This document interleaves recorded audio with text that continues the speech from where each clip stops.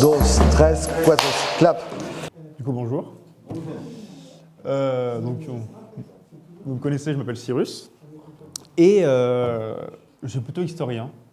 Donc la conférence va plus être une conférence historique que proprement philosophique, mais on va quand même rencontrer beaucoup de philosophie et de théologie, de façon assez légère, vous inquiétez pas. Et on va aussi rencontrer l'utopie, mais sous une forme assez particulière, parce qu'au XVIe siècle, le terme d'utopie est encore un terme d'œuvre. Quand on dit l'utopie, pendant assez longtemps, on parle encore de l'œuvre de Thomas More, et on ne dit pas c'est une utopie, on dit l'utopie, Thomas More, machin. Donc je vais vous parler de protestantisme, de catholicisme et de politique. Et donc désolé pour les historiens, et je vais faire un petit retour en arrière. Donc la réforme commence en 1517, quand Martin Luther met sur les portes d'une église à Wittenberg un document qu'il va appeler ses 95 thèses, dans lesquelles il y a un certain nombre de thèses qui sont théologico-politiques et qui critiquent l'Église catholique et apostolique romaine. Ça va aller très vite parce qu'en 1520, il va être excommunié par une bulle qui est un document du pape qu'il va brûler en public. Et ça va être une scission qui est encore en acte aujourd'hui entre l'Église catholique et l'Église protestante. Ils vont d'ailleurs s'appeler protestants, sous-entendu protestants à l'Église. Donc la réforme va s'exporter. Elle va s'exporter dans le Saint-Empire, qui est un État fédéral qui réunit en gros ce qui est aujourd'hui l'Allemagne, un bout de la Pologne, tous les pays qui formaient l'ex-Yougoslavie, un bout de l'Italie, un bout de la Suisse, un petit bout par-ci par-là, qui est un État fédéral. Sous-entendu, ce n'est pas un État centralisé. C'est un État où chaque petit État, des Länder, comme il disait, avait un prince, un duc, un comte, un machin, un truc. Et donc de là, elle va s'exporter, notamment en Suisse, avec un penseur qui s'appelait Zwingli, à Strasbourg, qui est une ville d'empire, mais c'est un peu particulier, avec un homme qui s'appelle Bucer, et en France, avec un monsieur qui s'appelle Jean Calvin. Et va commencer, durant une longue période de 150 ans à peu près, un certain nombre de conflits de religion. Il va y en avoir un qui va se finir dans le Saint-Empire, en 1555, avec une paix qui s'appelle la paix d'Augsbourg, avec un principe qui va être appliqué pendant un siècle, un peu moins d'un siècle, qui s'appelle cuius reo eius religio. Ce qui veut dire tel prince, telle religion. Vous avez entendu, l'État A est un État dont le prince est calviniste. Vous avez entendu protestant qui suit les préceptes de Jean Calvin. L'État le sera aussi. L'État B est un État catholique parce que le prince est catholique, ainsi de suite. Indépendamment de la volonté du chef de cet État, qui est un empereur. Un empereur qui est élu, c'est un peu particulier, mais on n'est pas là pour parler de ça. En France, les conflits commencent en 1562. Et de là, on va avoir 40 ans de conflits, qui vont être des conflits assez particuliers parce qu'à la différence du Saint-Empire romain germanique, on est sur un État qui est censé être un État centralisé autour d'un roi qui est censé être catholique. Et le roi va être ballotté durant 40 ans, entre 1562 jusqu'à 1598, entre deux partis protestants et catholiques. On a pendant un certain moment une volonté du pouvoir politique de dégager ce qu'on appelle à l'époque un bien commun. Le bien commun qui est ce qui est le mieux pour tous les citoyens du royaume, qui dérive en fait du terme latin res publica, la République, qui est la chose commune. C'est comment on fait pour que ça aille à peu près bien entre tout le monde et pas que les uns aillent très bien et les autres très mal. Et donc on a pendant 10 ans, de 1562 à 1572, une volonté du pouvoir, qui est notamment une volonté de Catherine de Médicis, qui est la mère des rois qui vont se succéder pendant un certain moment, et Michel de l'Hôpital, qu'on peut aussi trouver Hospital, qui est l'équivalent d'un Premier ministre, qui vont faire pour la première fois une distinction, qui est une distinction qui aujourd'hui paraît évidente, entre le sujet politique et le sujet religieux. Vous avez entendu, un Français protestant reste français, même si par ailleurs il est protestant. Un Français catholique reste français, même si par ailleurs il est catholique. L'important, c'est qu'il obéisse au roi de France, qui est un souverain politique. Par ailleurs, il peut écouter le pape de Rome ou son pasteur. L'important, c'est pas ça. Or, on va avoir une grande crise qui est la Saint-Barthélemy, en 1572. Je vais un peu revenir sur ce contexte-là parce que c'est particulier et surtout c'est déterminant pour comprendre la suite et le point de ma présentation. En 1572, on sort de 4 guerres de religion. 4 guerres en 10 ans, c'est absolument incroyable. Les guerres font entre 1 et 3 ans. Il y a quand même eu une destruction considérable dans le royaume. Et la reine Catherine de Médicis a une idée, qui est une idée assez commune jusqu'à assez récemment, qui est un mariage. Un mariage entre sa fille, Marguerite de Valois, qui est la reine Margot, et Henri de Navarre, qui est le futur Henri IV et qui est un chef du parti protestant. C'est un mariage entre les deux partis pour essayer de trouver un commun accord en disant ce couple représente la possible concorde. Et donc ça se passe en août 72 à Paris. Ça se passe le 18 août. Et pour l'occasion, il y a tous les capitaines protestants qui arrivent à Paris pour fêter le mariage. Et déjà, il y a quelque chose que les historiens remarquent, qui est que tout le monde était en noir. Parce que juste avant, la mère d'Henri de Navarre est morte. Et déjà, le mariage commence mal parce qu'on chuchote, peut-être que c'est la reine qui l'a tuée, peut-être que quelqu'un d'autre, machin. Tout ça n'est pas fondé. La reine Jeanne de Navarre est arrivée très malade et elle est morte, pas de sa belle mort, mais d'une mort naturelle. Et donc déjà, ça commence mal. Tous ces capitaines protestants se disent, on nous a amenés, mais pourquoi? Et il y a une idée d'aller faire la guerre contre un ennemi commun, parce que souvent, en politique, quand il y a une crise interne, la solution, c'est de dire « mais regardez, l'ennemi est à l'extérieur, allons taper l'ennemi et allons nous fédérer en même temps ». Et donc, il y a cette idée de possiblement aller en guerre et d'aider les Provinces-Unies, qui sont les Pays-Bas actuels, et qui sont en train de se révolter contre la monarchie espagnole. Sauf que, problème, ou plutôt anomalie, le 22 août, il y a une tentative d'assassinat contre un monsieur qui s'appelle Gaspard de Coligny. Gaspard de Coligny est le grand amiral de France. En fait, le grand amiral n'est pas un homme qui commande les bateaux, c'est un homme qui a pouvoir sur toutes les armées du royaume. C'est un peu le chef d'état-major du roi. Et cet homme était protestant, mais très très proche du roi, à ce point que le roi l'appelait, selon certains documents, mon père. Parce que le roi Charles IX était orphelin depuis un très jeune âge et c'était un roi qui était malingre, qui n'était pas bien dans sa peau et dans son corps, qui était, selon certains témoignages sur lesquels il faut rester assez prudent, plus ou moins influencé par sa mère, dans un bon ou un mauvais sens, on ne sait pas.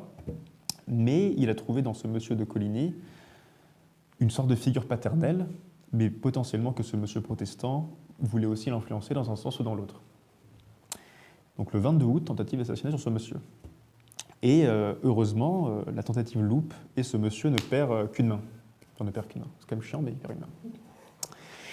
Et directement, les protestants disent « Nous voulons aller voir le roi pour que le roi prenne l'affaire et donne justice. » Parce que la France, à cette époque, est déjà un état de droit dans lequel on ne peut pas faire ce qu'on veut, n'importe quoi. Et le roi se trouve bien embêté parce que l'enquête amène vers la famille de Guise. La famille de Guise est une des familles les plus puissantes du royaume, par ailleurs catholique, et qui a l'appui du roi d'Espagne. Petite parenthèse, à l'époque, l'Espagne est l'État le plus puissant du monde, et à cette époque-là, on pense de tous les temps. Parce que quand on pense Espagne, depuis pas longtemps, en 72, on pense Portugal. La dynastie espagnole, qui sont les Habsbourg, sont alliés de la dynastie du Saint-Empire, parce que ce sont des Habsbourg aussi. Donc on pense aussi Allemagne, on pense Pays-Bas, on pense une partie de l'Italie, et on pense ce qu'on appelle le Nouveau Monde, qui est l'Amérique. Donc à peu près un quart des terres immergées, donc on n'a pas envie de les faire chier, quoi.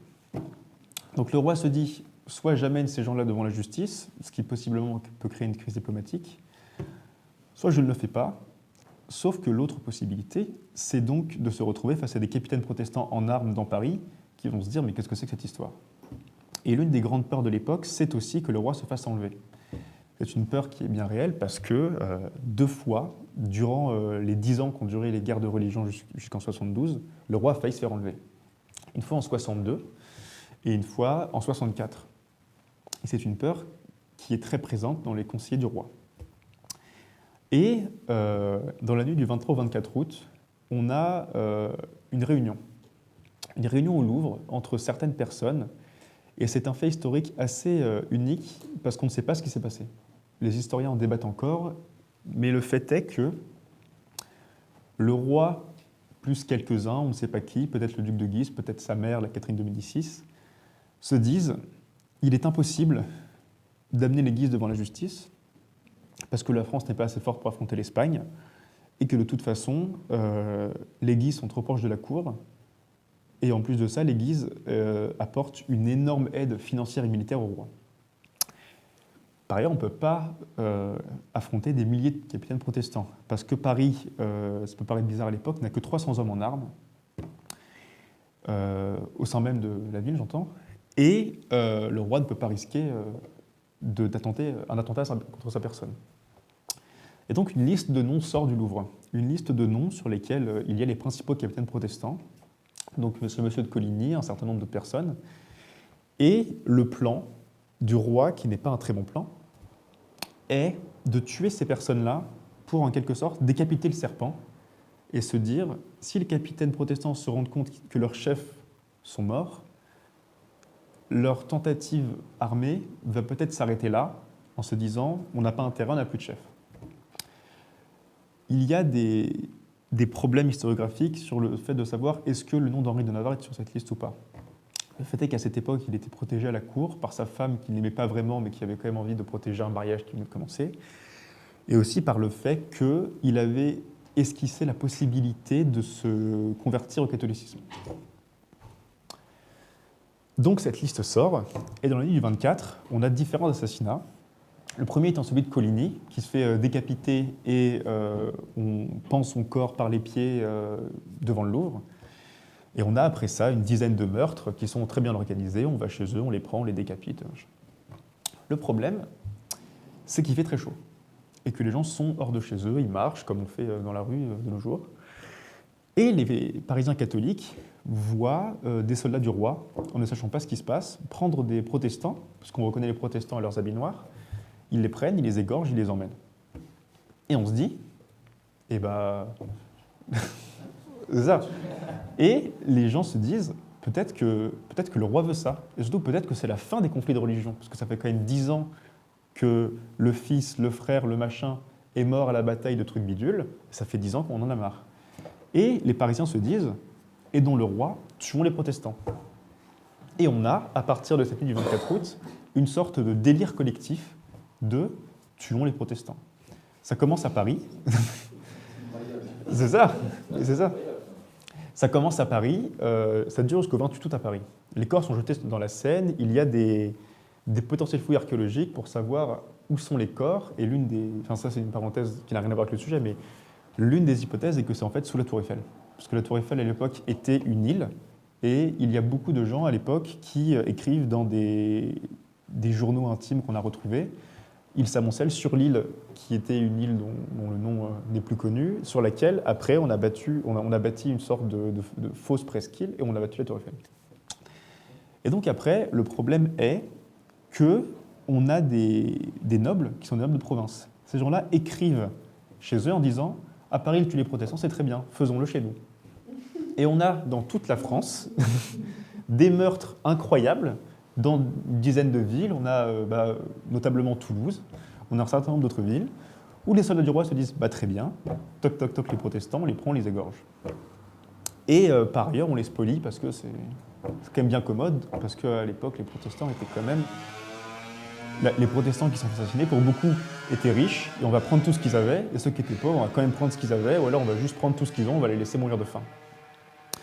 Donc on a, jusqu'en octobre 72, une tuerie collective qui décime jusqu'à 30 000 personnes dans tout le royaume.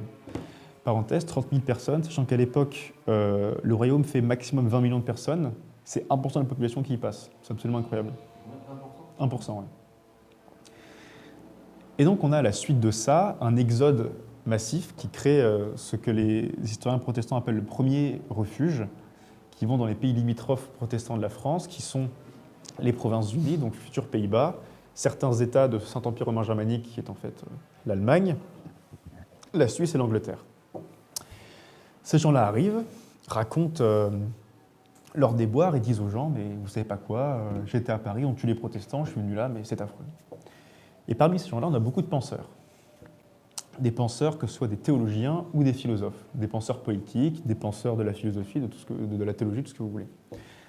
Ces gens-là arrivent et leur première constatation, c'est qu'il y a beaucoup de Français. Beaucoup de Français qui leur disent « c'est ignoble, je suis français, avant d'être protestant, le roi me tue dans la rue, je ne suis plus français, je ne suis plus rien ». Ces gens-là, par ailleurs, reçoivent des lettres de proches atterrés « mais où es-tu » Typiquement, une des personnes qui s'appelle François Hauttmann reçoit une lettre affreuse d'un ami qui est à Zurich, qui lui dit « Mon Dieu, mes larmes coulent comme le sang des Parisiens a coulé dans les rues. » Bref, des trucs affreux, quoi. Et un certain nombre de ces penseurs vont développer une théorie de la résistance légitime. Résistance légitime au sens où il est légitime pour un sujet de se rebeller contre un roi si celui-là ne remplit plus ses devoirs. En soi, ça ne veut rien dire. Parce que c'est quoi un devoir d'un roi? Et surtout que le roi à l'époque est de droit divin. C'est-à-dire que Dieu a dit « cet homme est le roi, vous lui obéirez comme vous obéirez à moi ». Et de là, ils vont développer une théorie qui sera appelée après ça, de façon assez insultante, monarchomaque. Monarchomaque, c'est un néologisme qui est basé sur les termes monarque, qui est donc le monarque, le roi, et mac, qui est un terme qui veut dire le combattant d'eux, donc ceux qui combattent les monarques. Et ces gens-là développent une théorie selon laquelle, quand le roi ne défend plus ses sujets, quand il transige à certaines choses qu'on va développer, le sujet a le droit de se révolter contre le monarque. Mais il transige à quoi? Parce qu'en soi, le monarque, il fait ce qu'il veut. C'est le principe du roi. Eh bien, il y a un homme qui s'appelle Théodore de Bèze, qui... ouais, c'est rigolo, mais il s'appelle Théodore de Bèze, qui est par ailleurs un théologien très éminent parce qu'il est directeur de l'Académie de théologie de Genève, à la suite de ce monsieur Calvin dont on a parlé tout à l'heure, qui va dire il y a dans le royaume des lois qu'il appelle lois fondamentales. Qu'est-ce que c'est? Lui-même ne le sait pas. Mais ce sont des lois qu'on peut apparenter à nos constitutions modernes et qui disent plus ou moins le roi peut pas faire ce qu'il veut. Et l'exemple que donne Théodore de Bèze, c'est la loi salique. La loi salique, qu'est-ce que c'est? C'est le fait que depuis à peu près le XIIe siècle, en France, la couronne ne peut passer que d'homme à homme. Ça a été inventé sur le tas pour éviter qu'il y ait une reine parce que fuck les femmes, et aussi parce qu'il y avait tout un problème, du fait que la première descendante du roi de l'époque était la femme du roi d'Angleterre. On s'est dit, bon, voilà. Non seulement cette femme, en plus elle est anglaise, on ne va pas se faire chier. Et donc, ces lois fondamentales, l'une d'elles est le roi doit protéger son peuple. Le peuple, c'est un Français, qu'il soit protestant ou catholique. Or, si le roi se met à tuer des protestants, c'est plus un bon roi. Parce que le protestant parisien, avant d'être protestant, il est parisien. Il est né rue des Fossés Saint-Jacques, sa mère est née juste là, et tous les matins, il se lève pour aller au travail. Et quand il pense à son roi, il ne pense pas au roi d'Allemagne, il ne pense pas au roi du Portugal, il ne pense pas au roi de machin, il pense au roi de France. Il pense à Charles IX, le bon roi Charles IX. Pardon? Non, je dis le bon vieux Charles. C'est ça, le bon vieux Charles. Par ailleurs, si vous voulez poser des questions, allez-y. Et en plus, l'un des grands problèmes que trouvent les protestants avec la façon dont le roi mène les affaires du royaume, c'est que ce qui les a choqués est qu'il est sorti en dehors du droit. Il est sorti en dehors du droit et a commencé à montrer une force de décision que les gens ne comprennent pas. Comment est-ce que le roi peut en une nuit se dire « on va tuer tout le monde ». C'est impossible. Je veux dire, dans la tête des gens, c'est comme se dire « demain le roi va voler ». C'est impossible. C'est un état de droit. La France, machin. La France, état de droit, fille aînée de l'Église, le roi ne peut pas faire tout ce qu'il veut. Et en fait, c'est le début de ce qui sera nommé dans la théorie politique moderne, ou plutôt contemporaine, la raison d'État. La raison d'État, avec un grand R et un grand E, c'est de dire que l'État, celui qui le représente, peut, lors des situations de crise, se dire « j'ai devant moi une situation qui nécessite que j'aille en dehors du cadre fixé par la loi ». Et c'est de dire, dans une situation donnée, je peux aller au-delà de ce que j'ai fixé comme cadre pour mes actions, pour le bien de ce que je défends, c'est-à-dire l'État. Ça peut être une action du style 49.3, du style je fais passer une loi, mais ça peut être une action du style je tue 30 000 protestants. Ce à quoi les monarchomaques se disent mais c'est impossible, c'est pas possible de faire ça. parce que c'est pas cool. Et en fait, C'est le roi qui a ordonné le massacre des protestants, parce que moi, de ce que j'ai compris, bah en fait c'est ça le problème, c'est qu'il l'impute au roi. Non, en fait, le premier massacre, ce qui a commencé, déjà, en fait, dans la tête des protestants, ils ne cherchent pas à savoir. C'est les catholiques, et les catholiques sont dirigés par le roi. Parce qu'en France, l'Église est dirigée par le roi. Donc c'est le roi.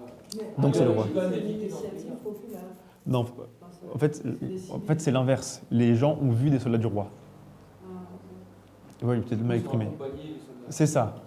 Il y a eu un élan quand même du roi. Exactement, oui. Donc c'était un ordre du roi. C'est ça. Ils ont piqué, on les pique. Exactement. Et en plus, parenthèse un petit peu théologico-politique, c'est qu'en France, l'Église catholique, à l'époque de la royauté, n'est pas la même que l'Église catholique autre, parce qu'en fait, le roi se considère comme un roi gallican. C'est un terme un peu compliqué pour dire qu'en fait, le roi se considère comme chef de l'Église catholique française, avant le pape. Donc, le catholique français répond en tant que français et que catholique au roi, ou à l'évêque de Paris, ce que tu veux, machin. Mais si une directive qui vient de Rome et du pape, bah, on s'en fiche, il faut que le roi autorise cette directive. Et donc, les monarchomaques vont commencer à penser une théorie dite du contractualisme, qui est en fait l'idée d'un contrat. Cette idée elle a été beaucoup reprise, mais avec des sens totalement différents, par des gens comme Hobbes ou comme Rousseau. Là, c'est une théorie qui a deux bases, qui a une base religieuse, purement chrétienne, et une base philosophique de ce qu'ils appellent les anciens, qui sont en fait les Grecs et les Romains. Ce qu'ils tirent des anciens, et notamment de Cicéron et d'Aristote, c'est que la relation politique entre le sujet et son souverain n'est pas la même que la relation entre un père et son fils. Parce que durant très longtemps, on pense au chef politique comme une sorte de père. D'ailleurs, ce n'est pas parti, parce que quand on pense à Staline, on pense au petit père des peuples. Et souvent, on a ce truc de le chef qui dit « allons-y, mes enfants ». Or, ces auteurs-là disent « cette relation est bâtie sur la confiance. La confiance que j'aime mon père et que le père aime son fils. » Bizarrement, c'est toujours les fils et les pères, c'est jamais les mères ou les filles, évidemment. Or, une relation entre sujet et souverain n'est pas basée sur l'amour, mais le plus souvent sur une peur de l'un vers l'autre. Le sujet a peur du roi et il respecte ses lois. Le souverain a peur du sujet et il pose des lois pour que le sujet reste un peu calme. C'est basé sur une méfiance. De plus, le sujet n'obéit pas au souverain. Ce n'est pas parce que le roi dit de faire quelque chose que le sujet le fait. Le sujet respecte les lois. Et en fait, la loi est le médium entre le sujet et le souverain. Ça veut dire que le français n'obéit pas à Charles IX, il obéit aux lois qui ont été mises en place par Charles IX. En fait, il obéit aux lois. En fait, il obéit au souverain par l'intermédiaire de ces lois.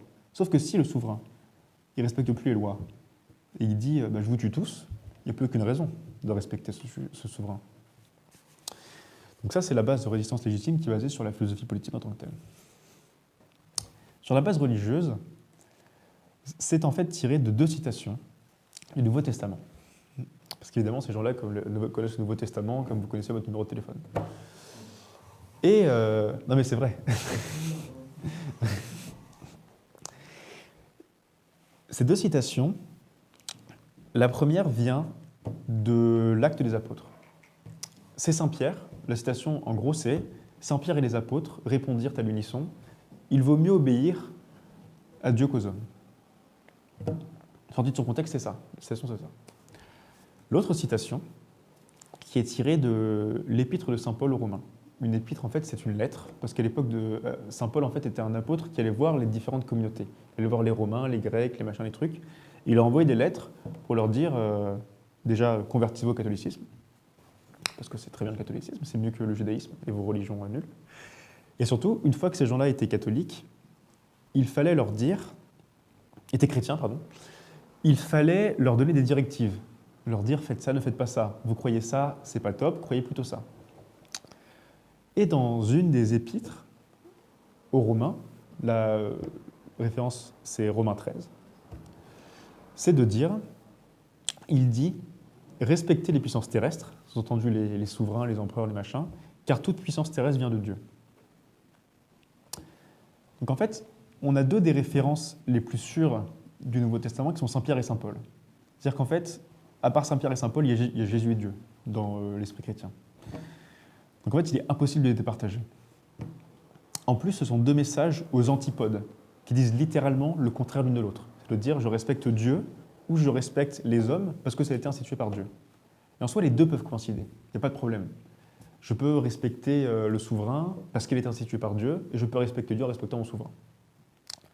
Or, ces gens-là vont dire, cet homme, Charles IX, vous persécute parce que vous croyez en un Dieu auquel lui ne croit pas. Or, s'il ne croit pas en Dieu, et qu'en plus il vous persécute, c'est qu'il n'a possiblement pas été institué par Dieu. Il est donc juste de se rebeller contre lui. Et ces gens-là vont écrire des traités assez volumineux qui mêlent philosophie, politique, théologie, et des traités souvent qui ne sont pas publiés en France, de façon évidente. Et surtout, ce sont en fait des traités qui sont assez minoritaires, parce que la plupart des gens se disent c'est peut-être pas la faute du roi, parce qu'on dit c'est la faute de Catherine de Médicis, parce que c'est une femme et qu'elle est italienne, et que les Italiens, ils ont Machiavel et on ne sait pas trop ce qu'ils veulent. Et ils vont quand même avoir une certaine audience parce que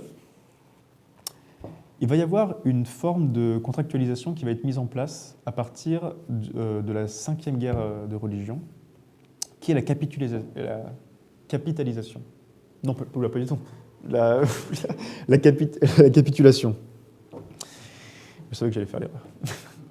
La capitulation, c'est un néologisme. Donc c'est un mot qui a été formé sur des termes latins, qui sont le nom capitulum et le verbe capitulare. Et en gros, ça veut dire faire un pacte. Faire un pacte, sauf que c'est faire un pacte sur une base armée. C'est-à-dire que c'est forcer quelqu'un à faire un pacte sur la base d'une lutte armée.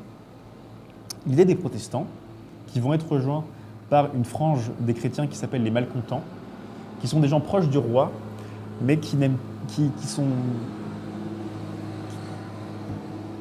pensent que le roi ne donne pas assez d'importance à la noblesse française catholique. Ces gens-là se disent, on va aller aider les protestants, faire des capitulations pour que le roi nous donne plus de pouvoir. Donc, les protestants alliés aux malcontents vont gagner une guerre de 2 ans entre 74 et 76. Et en 1576, on a un édit qui est l'édit de Beaulieu, qui donne beaucoup de liberté aux protestants, les libertés de culte dans toutes les villes du royaume à part Paris, les libertés de construire des temples, qui est une première depuis que le protestantisme est arrivé en France. Et en plus de ça, on a des articles secrets qui ne sont pas divulgués sur l'édit en lui-même, mais qui sont dans un édit parallèle, qui donnent un certain nombre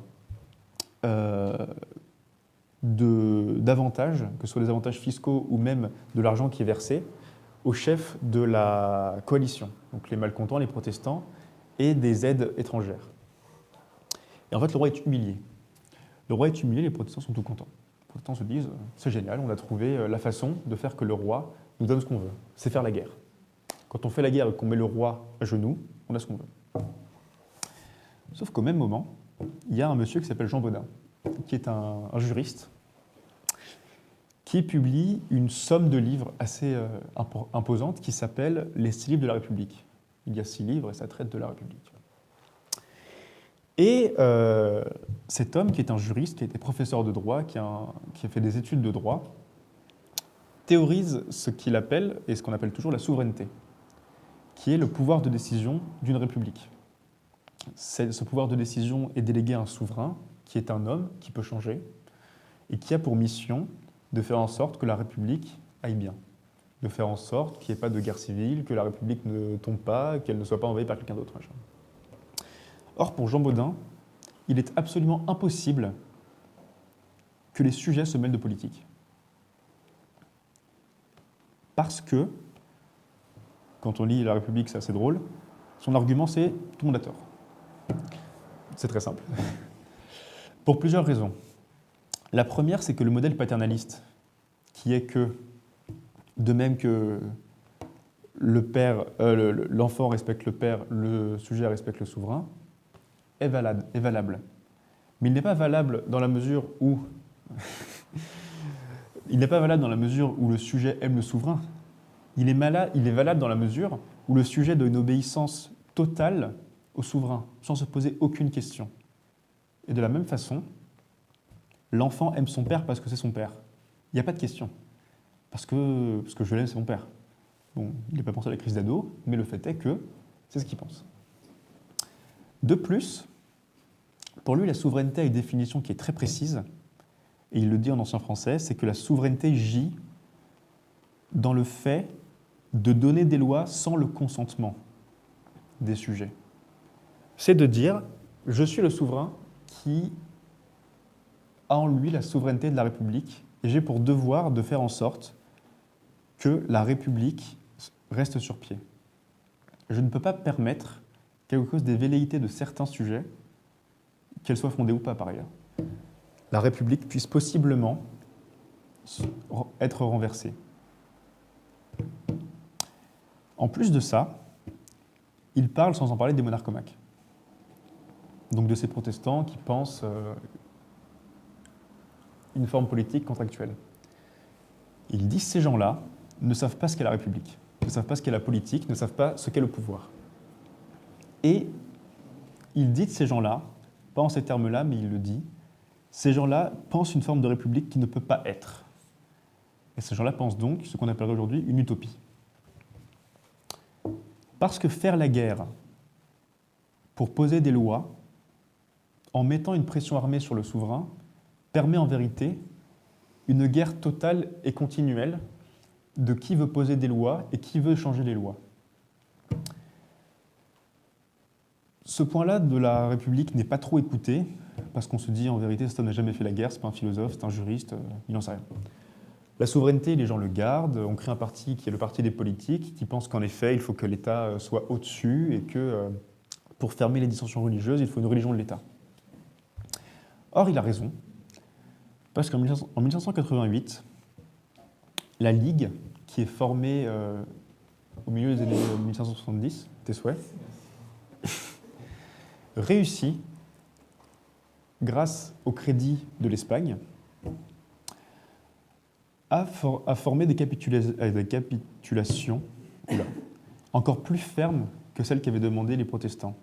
Notamment, faire en sorte que le catholicisme soit instauré comme seule religion du royaume et faire en sorte que le souverain se déclare comme obligation d'annihiler ce que les catholiques ont obligé le roi d'appeler l'hérésie protestante. Sous-entendu, cette chose n'existe pas, il faut l'annihiler, il faut la détruire. C'est direct. Oui, c'est ça. C'est très pragmatique, c'est très direct. Le souverain se trouve dans une situation de telle humiliation, parce que pour en arriver là, la Ligue a fomenté une révolte populaire dans Paris, et le roi était obligé de partir de Paris pendant plusieurs mois. Le roi... C'était Henri IV. Henri IV, c'est après. Henri IV, c'est un peu après. Mais le fait est que Henri III était obligé de partir de Paris. Henri III n'était même plus dans sa capitale. La capitale était tenue par des ligueurs qui ont organisé des sortes de colonels un peu bizarres pour faire une sorte de cité idéale, pas vraiment d'utopie parce que pour le coup ça a marché. Et ils ont organisé un Paris purement catholique. Le roi, pour revenir, a dû signer cet édit qu'il a complètement humilié, parce que son pouvoir a été délégué à des gens pour des causes qui n'étaient pas les siennes. Il était tellement face à un mur au-dessus duquel il ne pouvait pas sauter, la métaphore est un peu filée, mais voilà, qu'il va ordonner l'assassinat du chef de la Ligue à la fin de l'année 88 et de son frère. Le chef de la Ligue, c'est le duc de Guise, très proche de l'Espagne, et son frère est un cardinal, le cardinal Louis de Lorraine. Il va assassiner ces gens-là au château de Blois, et le roi va se dire, c'est bon, mes problèmes sont réglés. Le problème est que cet homme, le duc de Guise, est tellement puissant que son idéologie va se perpétuer, et un moine ligueur, qui s'appelle Jacques Clément, va assassiner le roi en 89, au retour de bâton, quoi. Et là, le souverain, qui est donc Henri de Navarre, ou le futur Henri IV, se trouve devant la situation incroyable d'être un souverain protestant à la tête d'un pays catholique qui vient de tuer son souverain catholique. Donc voilà, c'est une situation qui n'a aucun sens. Et il se dit, mais que faire? Comment on le fait? Exactement. Et là, il s'appuie donc sur cette doctrine de Baudin, de l'ordre avant tout, et surtout la fin des capitulations. Parce que ce que Henri IV a compris, c'est que le problème, ce n'est pas la capitulation en soi. Le fait d'imposer des lois à un roi par la guerre, ça a toujours été le cas. Il y a eu des jacqueries, il y a eu des frondes, des machins, des trucs. Le problème, c'est que fondamentalement, le pays est divisé en deux. Et plus que ça, le pays est divisé en deux parties qui sont aidées par des parties extérieures. C'est-à-dire que les catholiques sont aidés par la monarchie espagnole et par Rome. Par Rome, j'entends la papauté, donc le pape et tout ce qui va avec, donc en fait tous les États chrétiens. Et les protestants sont aidés par les Provinces-Unies, certains États du Saint-Empire et l'Angleterre. Et en fait, c'est une guerre internationale dans une guerre civile. C'est typiquement, pour prendre un exemple qu'on a tous vécu, la guerre en Syrie, c'est ça. La guerre en Syrie, c'est qu'il y a une guerre civile, sauf que les Français et les Américains est d'un côté, les Russes l'autre, et comme ça ne finit jamais. Et Henri IV se dit, si je me fais battre par un des deux partis et que je fais des capitulations, l'autre partie va me rebattre. En fait, comme disait Baudin, c'est la guerre continue. C'est impossible. Ces gens-là sont réellement des gens qui pensent une doctrine impossible, une doctrine qui appartient à quelque chose qui n'existe pas, une sorte d'utopie, mais utopie dystopique dès le début, parce que c'est impossible. Le contractualisme marche quand c'est un peuple qui demande. Quand c'est une partie d'un peuple, c'est terrible. C'est la guerre totale, la guerre civile continue. C'est pas possible. Ce que fait Henri IV, c'est que c'est un homme qui a une situation particulière, un homme qui a souvent voyagé entre les religions, qui est né catholique, a été converti au protestantisme, a été reconverti au catholicisme plusieurs fois, protestantisme, machin. À la cour, il s'est converti au catholicisme, il est revenu au protestantisme quand il a fui. Et là, il se dit, pour gagner un royaume majoritairement catholique, parce que les catholiques sont majoritaires en France, il va se convertir au catholicisme. Pardon? Tu dis quoi? C'est ça, c'est surtout qu'il y a un problème de nombre. Et de là, en fait, il va opérer une conquête systématique de toutes les villes de son royaume. Parce que Henri IV est un roi fondamentalement de guerre. Il va régner de 1594 à 1610. La moitié de son règne, il va le passer à cheval à tuer tout le monde. Non mais c'est vrai, il fait 15 sièges, il gagne 15 batailles, le gars c'est un roi incroyable. En plus c'est un roi, c'est limite un roi romantique, le gars il avait 15 maîtresses, il passait les lignes de front pour aller voir ses femmes, le gars il a gagné 15 batailles, il a réussi à se faire nommer roi par le pape alors qu'il était avant protestant, enfin bref c'est toute une histoire ce roi. C'est pas pour rien qu'on dit le bon roi Henri IV, le gars il a vécu une vie incroyable. Qu'est-ce qu'il y a? C'est vrai. T'as dit quoi? Non, c'est vrai. Du coup, la capitulation, c'est pas pour les autres, mais c'est pour... Exactement. Lui, en tout cas, il impose, c'est ça. En fait, c'est ça. Et en fait, ce qui a fait que petit à petit, il a réussi à gagner soit par la guerre, soit par la négociation les autres parties, c'est de dire je ne me bats pas pour le protestantisme ou pour le catholicisme, je me bats pour l'unité d'un peuple français. En disant aux protestants, si vous venez avec moi, je suis un ancien protestant, je saurais être bon envers vous. En disant aux catholiques, regardez, je suis catholique. Parce que c'est un fait, le gars s'est converti. En plus, il s'est converti en l'église de Chartres, tout un truc incroyable, l'évêque de Chartres, blablabla. Et il y a eu une phrase apocryphe qui résume très bien ça, c'est « Paris vaut bien une messe », qu'il aurait dit en 1693 devant Paris avec son conseiller particulier, c'est « Oh là là, Paris vaut bien une messe ». Vaut bien une messe. Sous-entendu, il faut que je rentre dans une messe catholique et donc que je devienne catholique pour prendre Paris qui est la capitale. On va se retrouver comme Henri III, son capitale, humilié, enfin, bref. Et donc, il va mettre en place une politique qui est une politique purement pas de nationalisme national, une politique de roi français. Et quand il va émettre l'édit dont on dit de façon générale, un peu trop, mais pourquoi pas, l'édit de Nantes qu'il met fin aux guerres de religion, c'est un édit qui apparaît comme un édit de tolérance. La tolérance, au sens du XVIe siècle, et jusqu'aux Lumières, ça veut dire souffrir le fait que. Si on dit « je tolère que tu fasses ça », c'est ce que tu fais me fait souffrir, mais souffrir à un point assez incroyable. Sauf que je suis tellement bon que j'accepte que tu le fasses. L'édit de Nantes est un édit de tolérance dans la mesure où il dit « Nous, Henri IV », parce que les rois disent « nous », toujours, « Nous, Henri IV, roi de France et de Navarre, catholiques par la naissance et par la reconversion, tolérons la présence de protestants sur le sol de France, mais ils ont certaines villes qui sont à eux, certains droits qu'ils ont dans certains territoires et pas dans d'autres, des droits de construire des lieux de culte dans certaines villes et pas dans d'autres. Un truc assez particulier. L'édit de Nantes est un édit, c'est l'un des plus longs de tous les édits des guerres de religion. Par ailleurs, le catholicisme est restauré comme religion française. Le roi redevient un roi catholique et il se rabiboche avec le pape qui l'avait excommunié pendant un bout de temps. Et en fait, cette politique met au banc les capitulations et le contractualisme de manière générale.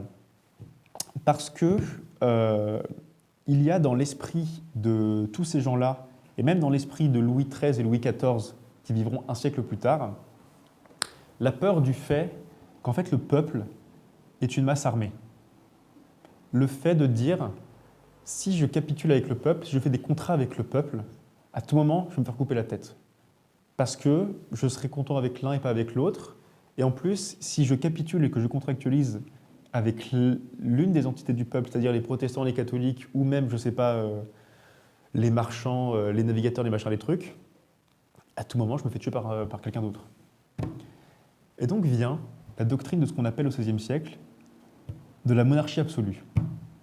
La monarchie absolue, qui est caractérisée par la souveraineté absolue, c'est très simplement action-réaction. Personne ne fait rien, tout le monde obéit au roi de France, catholique, protestant, on s'en fiche. Vous êtes tous sujets politiques du roi de France avant d'être sujets religieux. Il n'y a aucun problème, chacun peut être ce qu'il veut chez soi, machin. Il y a des lieux de culte, et bon, les juifs, on n'en parle pas trop, mais il y a des protestants, des catholiques, des calvinistes, des luthériens. Mais le premier qui fait quoi que ce soit contre un autre Français se fait tuer. Parce que l'obéissance au roi de France est absolue. Et l'obéissance à la nation française en tant qu'entité politique, ça n'existe pas la nation française, en tant que royaume de France, est absolue. Il ne peut pas y avoir de dérive. Et c'est la naissance du politique qui l'emporte sur le religieux. C'est ça, c'est ça. Mais en fait, c'est une séparation en termes d'idéologie. Après, la séparation réelle de l'Église et de l'État, c'est en 1905. Mais là, il y a déjà une séparation en termes de sujet et d'obéissance. Et ça sera passé, en fait, par l'insulte, littéralement, il y a des gens qui l'insultent, de la doctrine de la capitulation. À tel point qu'ils utilisent des termes, il n'y a pas ce terme-là d'utopique, mais ces gens-là ne savent pas ce qu'ils disent. Ces gens-là sont des théologiens, ils ne comprennent rien à la politique, et quand ils parlent, ils disent n'importe quoi. Ils ne parlent pas de politique, ils ne savent pas comment diriger un royaume. Théodore de Bèze, c'est un théologien qui est à Genève. Les autres, François Hauttmann, qui est un homme qui a publié 2 traités très importants, il s'est réfugié on ne sait pas où. Le gars, il écrit en latin, on ne comprend pas ce qu'il dit. Et c'est de dire, en fait, ces gens-là ne savent pas ce qu'est la politique. Ils pensent ce qui ne peut pas être. Parce qu'un État, ça doit être tenu de main de fer, sinon c'est la guerre civile. Bon, en fait, c'est là-dessus que je vais terminer.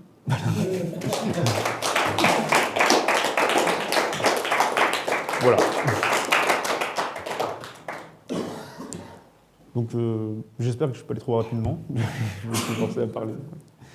Donc voilà, s'il y a des questions, évidemment. Que ce soit sur l'histoire, sur des points que vous avez... Comment a pris le peuple le fait qu'on sépare de l'Église au pouvoir? C'est-à-dire le peuple? Ouais, le peuple en lui-même. Ah, comment est-ce qu'il voit ça? En fait, pour les protestants, c'est une libération totale. Oui, c'est ça. Parce qu'en fait, pour les protestants, il y a... bon, je ne vais pas rentrer dans les détails, mais il y a ce qui s'appelle des places fortes, qui sont en fait des villes, et l'une des plus importantes, c'est La Rochelle, dans lesquelles les protestants ont des milices et des armes particulières. Et les protestants protègent les protestants. Et c'est de dire, en fait, si vous avez des problèmes avec des gens et que le pouvoir royal ne fait rien, parce que parfois il y a trop de trucs qui se passent, vous pouvez aller dans ces places fortes-là, on vous protégera. En fait, les protestants ont eu des droits très particuliers qu'ils ont eu pour se défendre. Parce que le pouvoir royal n'était pas non plus dupe, il savait que les catholiques ne voulaient pas laisser les protestants, quoi. Et on en parlait hier, il y a tout un truc des protestants qui s'entraident entre eux et qui savent que malgré les édits royaux, il y a quand même des besoins de se protéger. Et donc il y a ces places fortes qui font que les protestants peuvent s'entraider, peuvent se réfugier quand il y a des problèmes. Et, pardon ? Comme La Rochelle. Oui, exactement, comme La Rochelle. Pour les catholiques, c'est un peu différent parce qu'il y a toujours cet esprit de la Ligue de dire en vérité, ce roi n'est pas chrétien. Ce roi, en fait, c'est pas que de dire le roi n'est pas catholique parce que c'est un fait. Le roi n'est pas chrétien.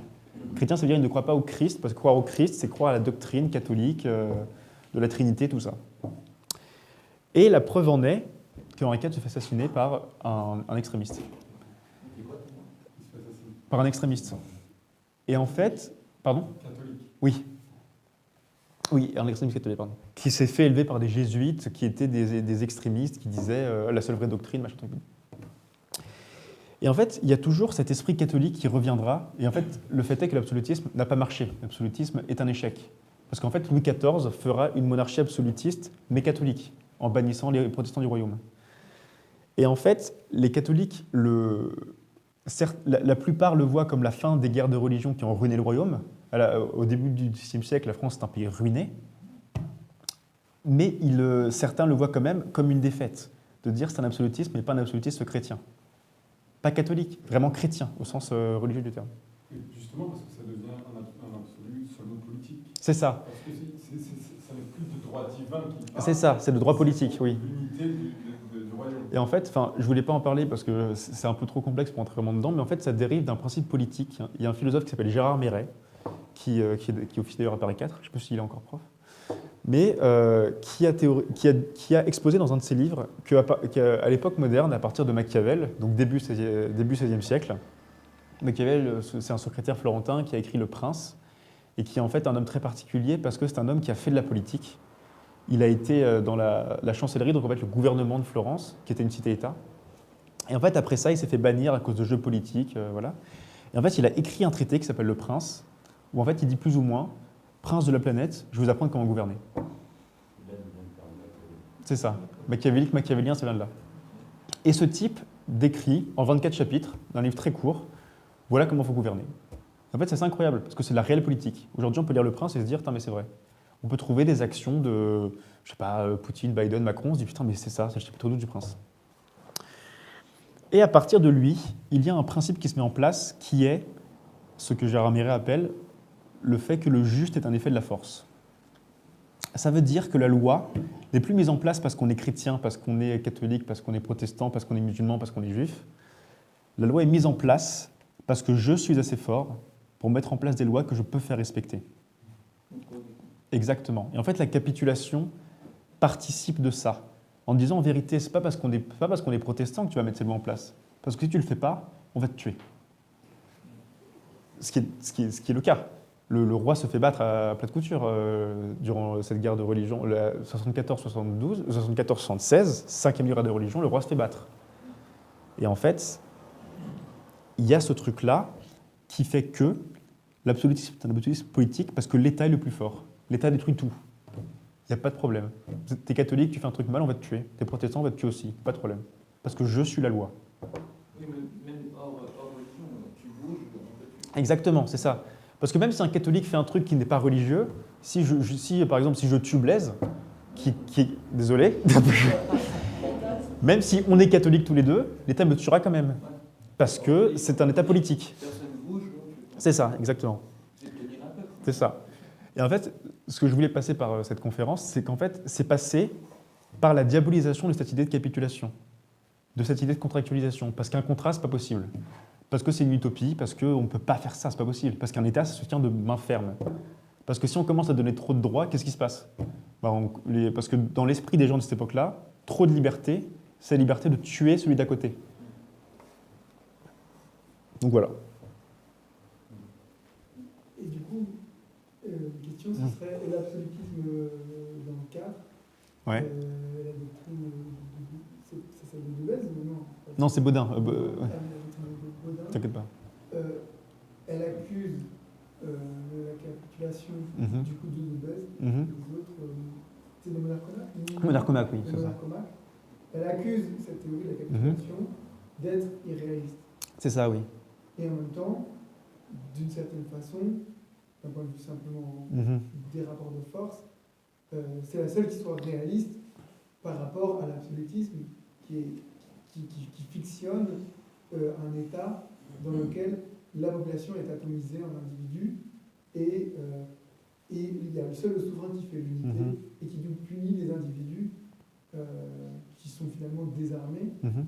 Alors en fait, la situation réelle, c'est il y a quand même des protestants armés, des Mhm. forteresses, des soldats qui Mhm. font la guerre, des partis qui font la guerre. En fait, Et du coup, d'une certaine manière, est-ce qu'on peut considérer que l'absolutisme est une idéologie au sens où elle est une inversion d'une théorie qui est quand même plus proche mhm. de la réalité politique et beaucoup moins. Mhm. C'est une ruse idéologique, ça Mhm. tient tant si on peut y Mhm. croire, mais que pragmatiquement, à partir du moment où il y a des rapports de force et des rapports de force construits, ben, c'est la capitulation qui fait sens. En fait, oui, tu as raison. Parce que, en fait, Baudin, dans sa théorie de la souveraineté, pense aussi à l'international. Et d'ailleurs, son projet de recherche. Et en fait, il pense notamment ce qu'il appelle les traités et les protections.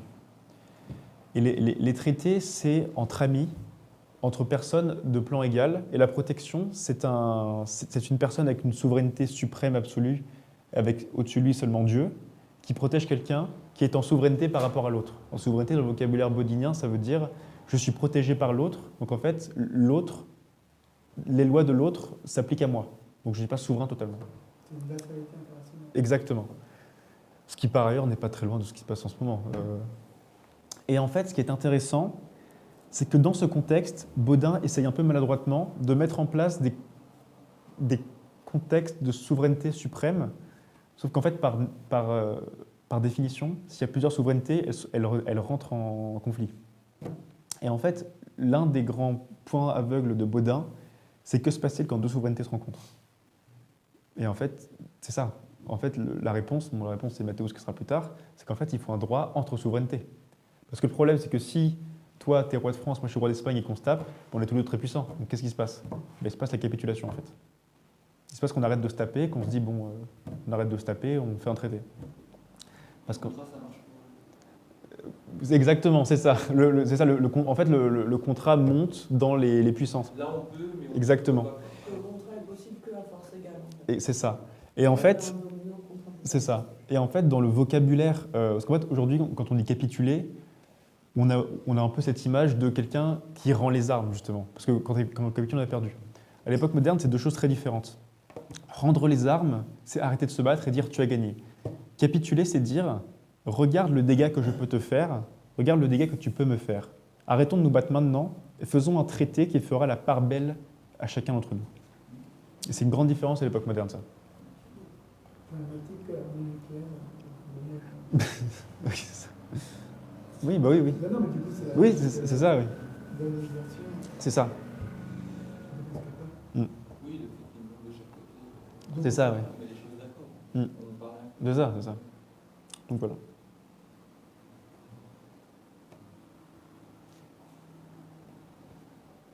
Ça dure combien de temps la période absolutiste au sens d'absolutisme politique? Alors en fait, on l'a fait durer. Le rôle le plus absolutiste sera Louis XIV. Parce que c'est celui qui dira le roi c'est moi. Mais en fait, à partir de Louis XV et surtout Louis XVI, l'absolutisme cessera, notamment à cause d'un truc qui est très simple, c'est que Louis XVI sera obligé de convoquer les États généraux. Les États généraux, vous savez tout ce que c'est de nom, mais en fait, c'est le fait d'appeler les trois ordres, qui sont donc l'ordre religieux, qui sont donc les prêtres, les moines, tout ça, la noblesse et le tiers-état. L'État qui est le bas peuple, tous les gens du commun, si tu veux. Et en fait, le fait de devoir parler à ces gens-là, c'est le fait que l'absolutisme ne marche plus. Parce que c'est de dire le pouvoir que j'ai, qui est un pouvoir absolu, ne marche plus dans la mesure où j'ai besoin de parler avec vous parce qu'il y a une crise. Et je n'ai pas la possibilité de la résoudre seul. C'est donc qu'il y a une sorte de discussion entre le peuple et le roi. Or, s'il y a un absolutisme et que dans la doctrine absolutiste, bon ça je ne suis pas passé non plus parce que ce serait un peu trop long, mais dans la doctrine absolutiste, le roi est un dieu mortel. Il n'y a pas de discussion. Parce que la décision c'est moi, toi tu fais ce que je te dis, sinon je te tue. Or là, il était obligé de parler à ces gens-là. T'as dit quoi? Bah, c'est très simple. C'est le principe des idéologies, c'est très simple. Et en fait, à partir de Louis XVI, il y a un déclin de ça, au déclin qui finira par sa tête coupée, qui est que l'absolutisme ne marche plus parce que la crise est tellement grande, à cause de beaucoup de choses qui sont des problèmes d'histoire économique et d'histoire militaire, qui sont que le roi est obligé de ressortir ce vieux truc et de dire à ses états généraux, en fait, ces états généraux, ça fait plus d'un siècle qu'on ne sait pas ce que c'est, et de dire à ces gens-là, écoutez, parlons, c'est quoi comme idée? Et donc voilà. En fait, Louis XVI cesse d'être un roi absolu. Louis XV est encore un peu, dans la mesure où Louis XV est un roi guerrier, c'est un roi qui a encore la possibilité de mettre en place des choses qui relèvent de l'absolutisme, mais un peu moindre que je crois que c'est son grand-père ou arrière-grand-père, Louis XIV, qui a vécu très longtemps, c'est pas son fils, pas son petit-fils, c'est son arrière-petit-fils qui a régné. Pardon? Parce qu'en fait, Louis XIV a eu le règne le plus long à part Élisabeth, qui est de 72 ans. C'est ça, et en fait tout le monde est mort avant lui. Mais en fait son fils est mort avant lui, son petit-fils est mort avant lui. Et en fait Louis XV, qui était son arrière-petit-fils ou arrière-petit-neveu, un truc comme ça, très... En fait, quand il est arrivé au pouvoir, il n'était même pas assez grand. Donc il y a une période de régence, et après quoi il est devenu roi. Mais en fait, l'un des grands problèmes aussi, c'est que l'absolutisme a commencé à être critiqué. Parce que l'un des grands aspects de l'absolutisme, c'est qu'on ne le critique pas en fait. C'est que l'absolutisme, c'est là parce que c'est là. Parce que le roi, c'est Dieu. Et à partir du moment où, par exemple, dans l'affaire Calas, qui est une affaire où un protestant se fait tuer parce que c'est un protestant, où Voltaire y va et dit bah, c'est dégueulasse, à partir du moment où il y a des gens comme Rousseau qui publient des essais du style de contrat social, les gens commencent à dire c'est vrai que ça pue quoi. Et en plus, quand on est à côté des endroits comme les Provinces-Unies, qui sont une sorte, je mets des énormes guillemets, de république protestante, on se dit, mais c'est pas top ce qui se passe, quoi. Et quand en plus, dans les années 1770, on a les États-Unis d'Amérique qui font une révolution, en France, on commence à se dire, bon, bah, c'est pas possible, quoi. L'absolutisme n'est pas une possibilité. Ou alors, c'est pas la bonne possibilité. C'est pas la bonne utopie. Exactement. Donc voilà. Est-ce que c'est pas aussi l'absolutisme, ça rejoint un peu la question de l'absolutisme, c'est jamais que l'idéologie qui est nécessairement fausse par rapport au réel, parce qu'au réel, il y a de toute façon des contestations qui émergent. En l'occurrence, j'avais en tête la Fronde. Oui, carrément. 2014.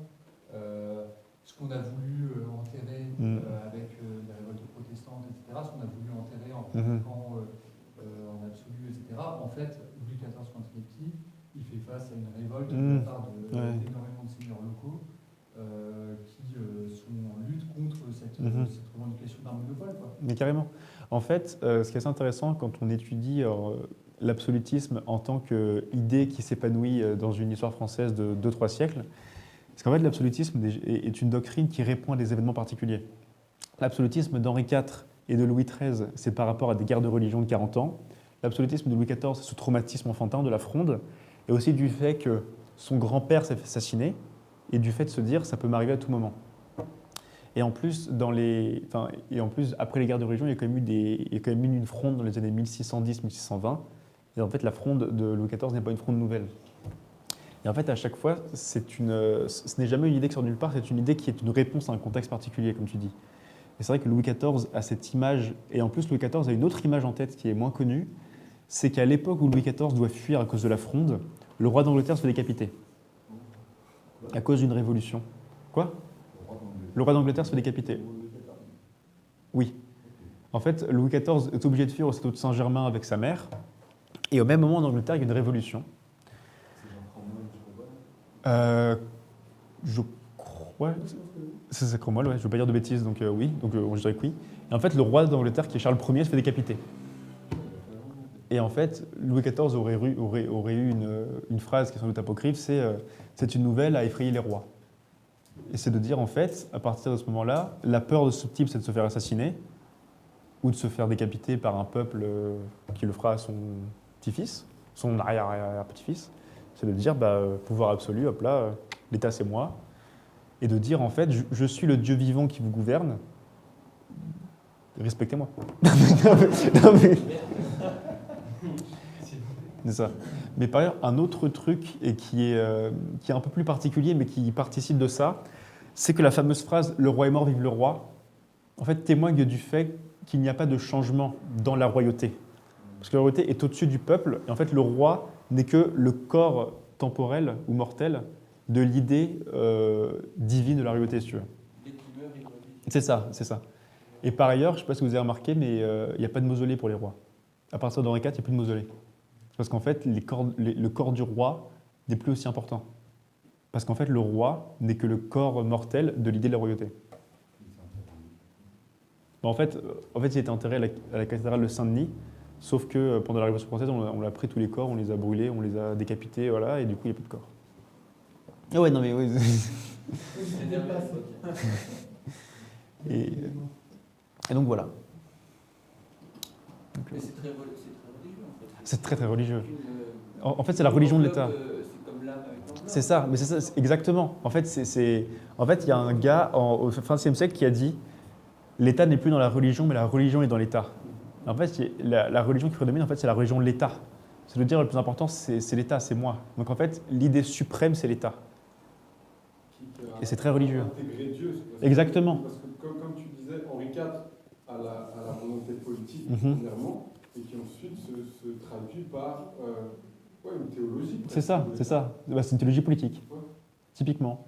Et pour faire un peu de philosophie, voilà, quand l'un des théoriciens du régime légal que sera le nazisme, qui est Carl Schmitt, publie un de ses livres, l'un de ses livres importants s'appelle La théologie politique. Vous avez entendu, le plus important n'est pas la religion, mais la religion de l'État. Et en fait, c'est une idée qui est très présente. Et typiquement, quand on regarde le communisme stalinien, plutôt le stalinisme, c'est typiquement ça. C'est qu'il y a... Oui. Je veux pas couper. Ok, mais c'est qu'en fait, typiquement, déjà, c'est le petit père des peuples, donc c'est le père de la nation soviétique. Il n'y a pas de contestation, il n'y a pas de religion, sauf le culte de la personnalité du leader. Et typiquement, tous ces gens-là, si on lit des choses sur Louis XIV sur Staline, on voit que quand il est mort, on dit putain, il est mort. Personne ne s'attendait à ce qu'il meure. Personne ne s'attendait à ce qu'il meure. Ce regard en mars 53, tout le monde dit mon Dieu, mais cet homme peut mourir, limite, c'est ça. Ah, il y a une fascination. C'est ça. Et de dire cet homme est devenu divin, c'est pas possible, il ne peut pas mourir. Oui. Les capitulations, c'est du contractualisme. Oui. Et l'absolutisme, c'est pas du contractualisme. Non. Mais en Angleterre, ou avec Mhm. les théoriciens de la monarchie absolue, Oui. type Hobbes, Ouais. la monarchie absolue, c'est une monarchie contractuelle. Mais c'est parce qu'en fait, ça c'est le problème, parce qu'en fait, la polysémie du sens contractualisme, D'accord. c'est qu'en fait, oui, c'est ça. J'aurais dû le dire, mais je me suis dit, il ne faut pas faire trop de philosophie un peu trop complexe. Mais en fait, le contractualisme, tel qu'on le voit dans les guerres de religion, n'est pas le même que celui que Oui, théorisera Hobbes. C'est totalement autre chose. Oui, clairement. Et en fait, oui, typiquement, quand on parle de contractualisme, le problème, c'est quand on parle de contractualisme, le contractualisme type guerre de religion est absolument différent du contractualisme hobbesien, évidemment. Ok. Oui, parce que dans le truc de Hobbes, on trouve l'idée de. Tous les derniers chapitres, c'est des chapitres théologiques. Oui, c'est ça, oui, carrément. Et on trouve l'idée que l'État est une machine matérielle mécanique, un monstre mécanique qui anticipe le règne théologique, enfin le règne de Dieu, le royaume de Dieu sur terre, Ouais. qui est en même temps même une sorte d'antéchrist Mhm. qui va le dépasser dans le royaume de Dieu. Mhm. Mais du coup, lui, il le dit vraiment Ouais, c'est ça. comme une grosse machine mécanique Mhm. qui mime Dieu, mais matériellement. Oui, c'est ça, mais voilà. D'accord. C'est vraiment la théologie. T'as pas de questions? Donc voilà. Oui, pardon. Ça va traîner en longueur peut-être. Mais, Non, mais c'est pas grave, on est là pour ça. mais ça me fait, ce à quoi ça me fait penser, c'est à la fin de l'Odyssée. Mhm. Du coup, il y a Ulysse qui rentre chez lui, qui tue tous les prétendants. Ouais.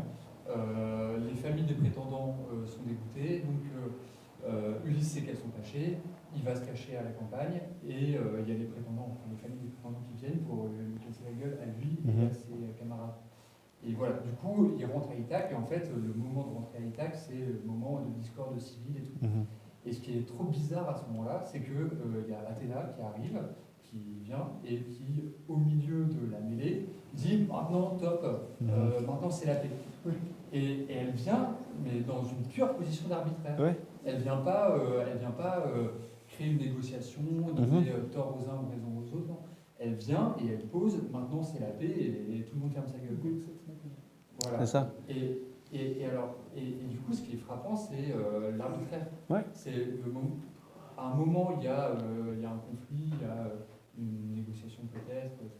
Et l'acte le plus autoritaire qui soit, c'est au milieu des négociations dire bon, ben maintenant on arrête et on fait la paix.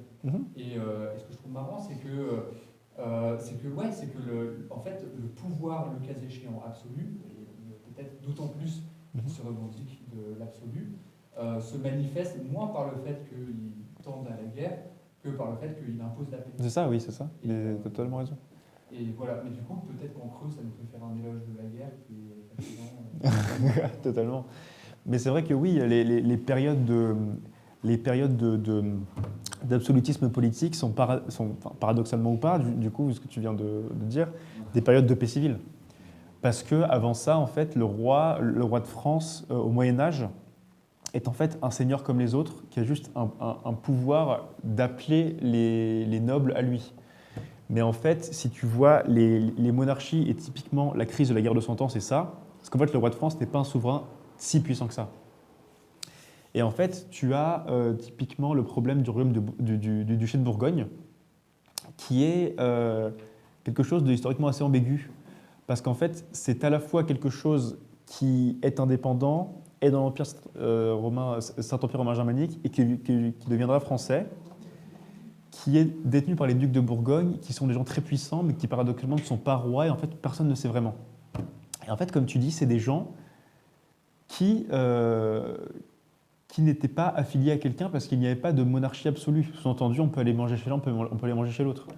Et ils s'alliaient un petit peu à qui venait pour rester un peu en vie. Et typiquement, pendant la guerre de 100 ans, ils sont alliés aux Anglais, après ils étaient avec l'Empire, après ils étaient avec la France. Et en fait, en effet, quand on tient le pouvoir quelque part, c'est pour maintenir la paix, en effet.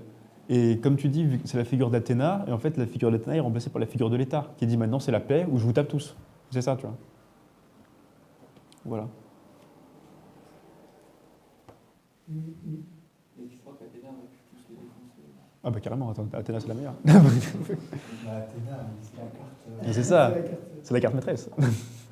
Mais est-ce que tu sais, est-ce que tu connais ou pas quels étaient les types de réformes administratives de la justice, des tribunaux,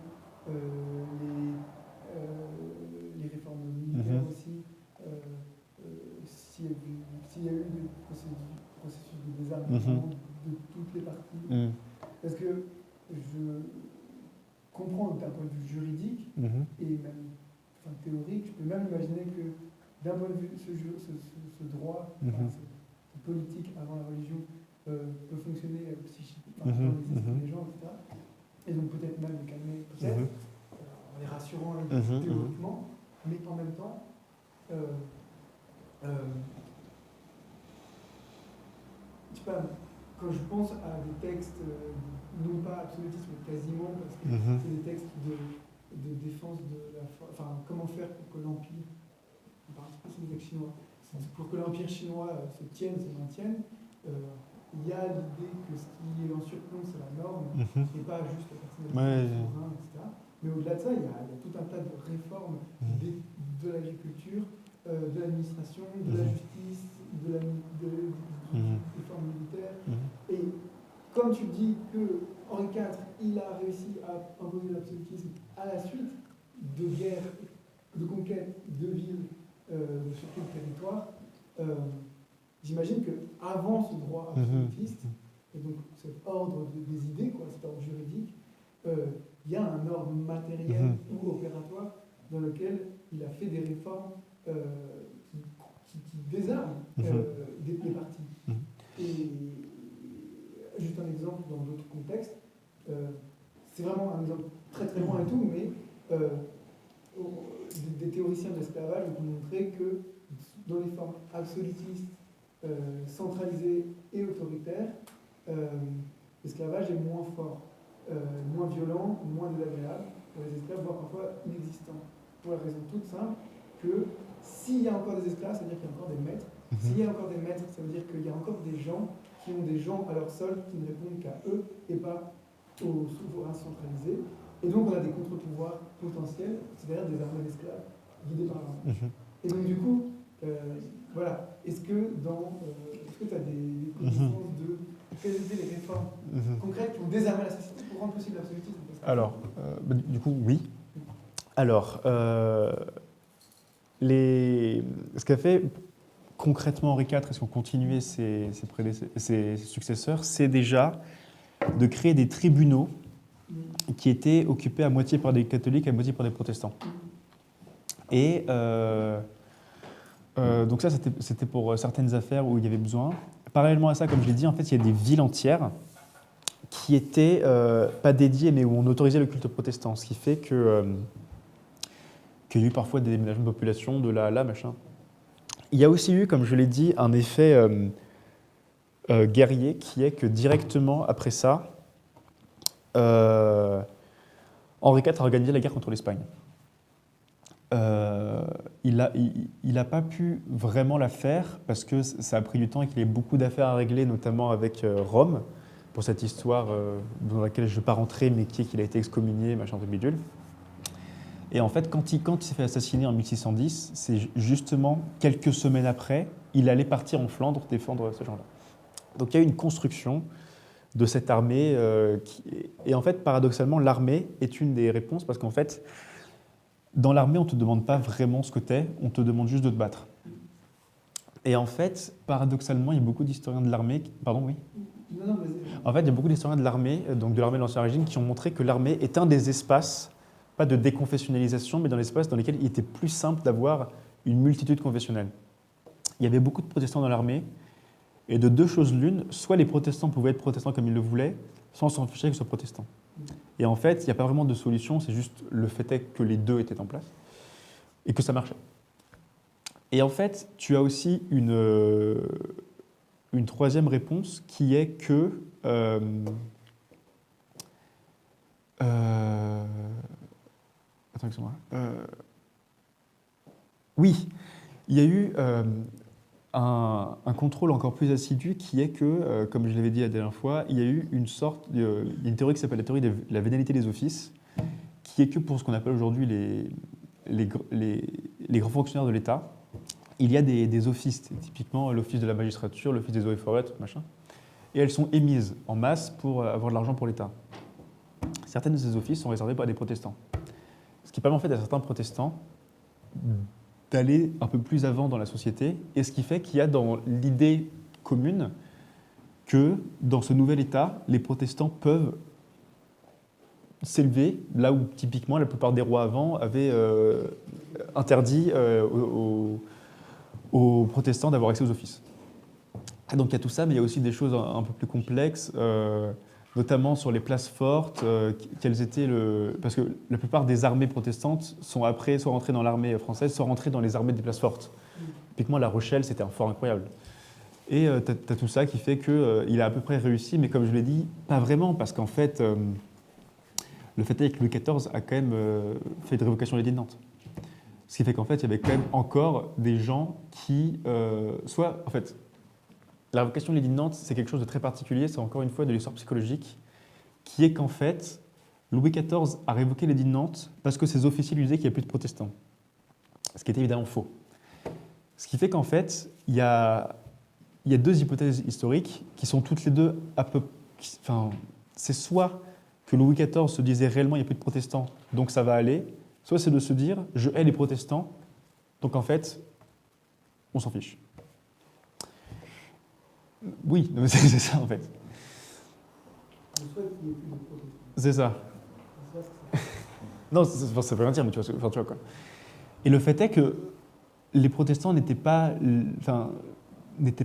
très violents. Il n'y avait pas de révolte protestante. La plupart du temps, d'ailleurs, les nobles qui se révoltaient étaient des nobles catholiques, qui pensaient justement que le roi ne portait pas assez d'attention aux nobles catholiques. Et donc, il y a eu tout ce truc qui fait qu'en fait, paradoxalement, les protestants sont tenus plutôt tranquilles. Et pire que ça, les protestants français étaient tout contents de pouvoir rester dans un pays qu'ils pensaient être le leur. Et, on continue encore dans ce sens, pendant la guerre de 30 ans, qui est le grand conflit du 1er XXe siècle, la France s'est alliée avec des puissances protestantes. Et beaucoup de protestants ont pris ces alliances, qui étaient en fait des alliances, comment dire, de ce qu'on appellerait aujourd'hui, dans un langage assez moche, un anglicisme, de la réelle politique, c'est-à-dire de la politique pour de la politique, machin, comme un fait que la France était prête à aller vers plus de protestantisme, ce qui en fait était faux. Et donc voilà. Je ne sais pas si c'est bien répondu ou si c'était un peu trop confus. Non, non, non. Donc voilà. Oui Ok, pardon. Ouais, t'as dit. Oui, parce qu'il me regarde comme ça, je dis. Non, je m'étais dit quoi, t'as dit. Ok, pardon. Ouais, voilà, donc.